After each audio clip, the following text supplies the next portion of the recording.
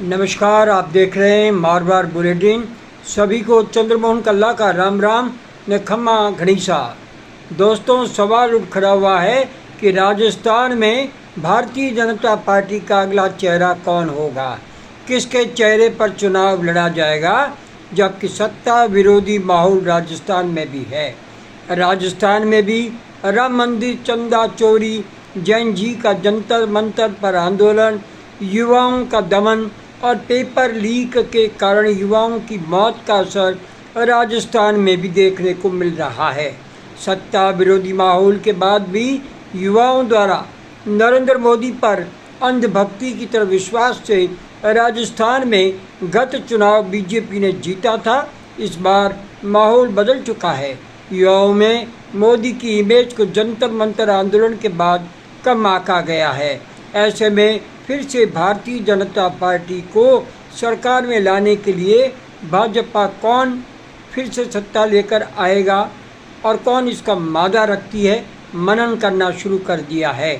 भजनलाल शर्मा सरकार के बूते फिर सत्ता प्राप्त होगी, इसीलिए हाईकमान उन चेहरों पर नज़र टिकाए हैं जिनका प्रभाव राजस्थान की राजनीति में हो, क्योंकि सत्ता विरोधी माहौल में भजनलाल शर्मा कितना भी काम कर ले, भारतीय जनता पार्टी को हर 5 साल में सरकार बदलने का जो परंपरा है उससे रूबरू होना पड़ेगा। वे अपने दम पर भाजपा को दोबारा सत्ता में ला सके, ऐसे नेता की तलाश में भाजपा जुड़ गई है। उनमें 3 नाम उभर कर सामने आए हैं। वे है वसुंधरा राजे, गजेंद्र सिंह शेखावत या फिर भजनलाल शर्मा। किसके नेतृत्व में भारतीय जनता पार्टी दोबारा बहुमत ला सकती है, ये तो तय है कि राजस्थान की राजनीति में विधानसभा चुनाव भले अभी दूर हो, लेकिन भाजपा के भीतर एक सवाल लगातार राजनीतिक चर्चा का विषय बनता जा रहा है कि अगली बार चुनाव मैदान में भारतीय जनता पार्टी का चेहरा कौन होगा। क्या पार्टी एक बार फिर मुख्यमंत्री भजनलाल शर्मा के नेतृत्व में चुनाव लड़ेगी, या फिर राजस्थान की राजनीति में लंबे समय तक मजबूत पकड़ रखने वाली पूर्व मुख्यमंत्री वसुंधरा राजे की वापसी होगी, या फिर मोदी सरकार में केंद्रीय मंत्री और जोधपुर से सांसद बने गजेंद्र सिंह शेखावत को राजस्थान की कमान सौंपकर भाजपा नया राजनीतिक प्रयोग करेगी। तीनों नेताओं की अपनी अपनी ताकत है, लेकिन तीनों की राजनीतिक परिस्थितियां भी अलग है। वर्तमान मुख्यमंत्री भजनलाल शर्मा ब्राह्मण चेहरा है, जो गत चुनाव में सरकार का चेहरा बन गए और संगठन की नई पसंद बने। सबसे पहले बात मौजूदा मुख्यमंत्री भजनलाल शर्मा की। 2023 में भाजपा ने उन्हें मुख्यमंत्री बनाकर सबको चौंका दिया था। पहली बार विधायक बनने के बाद मुख्यमंत्री बने भजनलाल शर्मा अब सरकार के कामकाज, योजनाओं और विकास के एजेंडे के आधार पर अपनी राजनीतिक पहचान मजबूत करने की कोशिश कर रहे हैं। उनके पक्ष में सबसे बड़ा तर्क है सरकार का चेहरा बदलने की ज़रूरत नहीं पड़ेगी। अगर भाजपा अगले चुनाव तक सरकार की उपलब्धियों को अपनी सबसे बड़ी ताकत मानती है, तो पार्टी के लिए भजनलाल शर्मा को ही आगे रखकर चुनाव लड़ना सबसे स्वाभाविक विकल्प हो सकता है। लेकिन चुनौती भी यही है, क्या 5 साल की सरकार के बाद जनता के बीच सरकार के कामकाज का सकारात्मक असर इतना मजबूत होगा कि वह सत्ता विरोधी माहौल को रोक सके। बात करें 2 बार की सीएम रही वसुंधरा राजे की, जो भाजपा में सबसे पुराना मजबूत जनाधार वाली नेता मानी जाती है। सभी जानते हैं राजस्थान की राजनीति में महारानी वसुंधरा राजे का जनाधार सबसे लंबे समय तक स्थापित नेताओं में गिना जाता है। 2 बार मुख्यमंत्री रह चुकी राजे के पास प्रदेश के अलग अलग क्षेत्रों में पुराना राजनीतिक नेटवर्क और समर्थन है। भाजपा ने 2026 की प्रदेश कार्य समिति में उन्हें भी स्थायी आमंत्रित सदस्य के रूप में जगह दी है। इसका अर्थ ये जरूर है कि पार्टी के भीतर उनकी राजनीतिक भूमिका अभी समाप्त नहीं हुई है।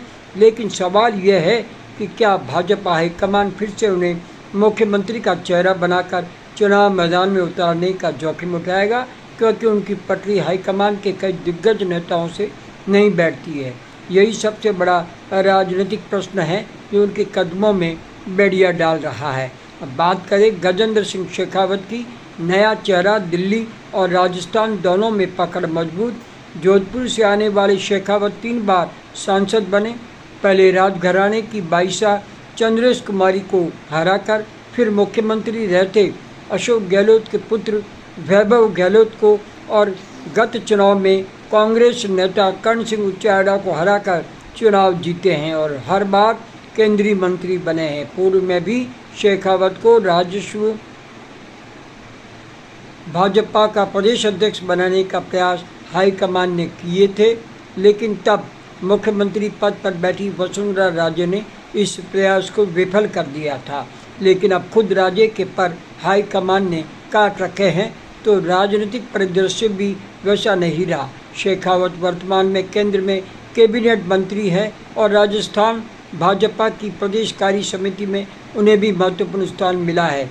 उनके पक्ष में सबसे बड़ी ताकत है केंद्रीय राजनीति का अनुभव और राजस्थान में मजबूत राजनीतिक पहचान। अगर भाजपा हाईकमान चुनाव से पहले कोई नया चेहरा सामने लाने का फैसला करता है तो शेखावत का नाम संभावित विकल्पों में चर्चा में रह सकता है। अब तीनों की राजनीति ताकत की तुलना करें, मुकाबला सिर्फ राजनीतिक अनुभव और पुराने जनाधार का हो तो वसुंधरा राजे मजबूत नजर आती है। अगर सवाल मौजूदा सरकार की निरंतरता और सत्ता के चेहरे का हो तो भजन लाल शर्मा सबसे आगे दिखाई देते हैं। और अगर भाजपा हाईकमान नया चेहरा, केंद्रीय अनुभव और भविष्य की राजनीति को प्राथमिकता देती है, राजपूत समाज जो नाराज चल रहा है उसे खुश करती है, तो गजेंद्र सिंह शेखावत का नाम सबसे महत्वपूर्ण हो सकता है। लेकिन राजस्थान में चुनाव सिर्फ मुख्यमंत्री के चेहरे से नहीं जीते जाते।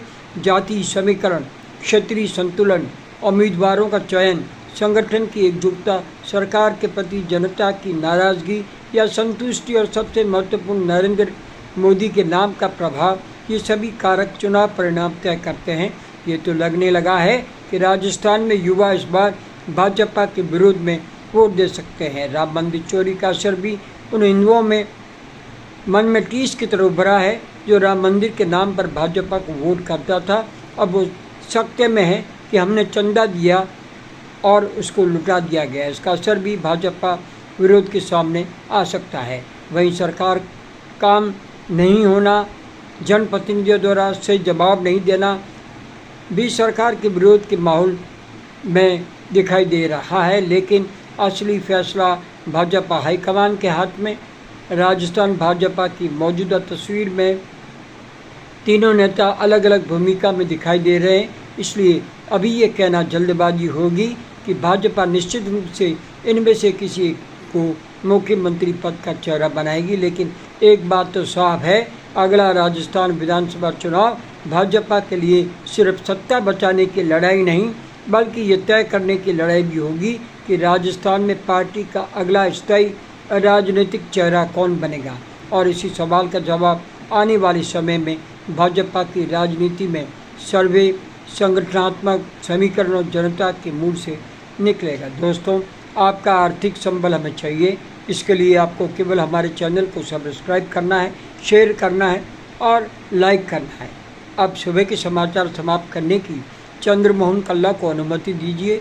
शाम फिर नए वीडियो के साथ हाजिर होंगे। जय हिंद, जय जय भारती।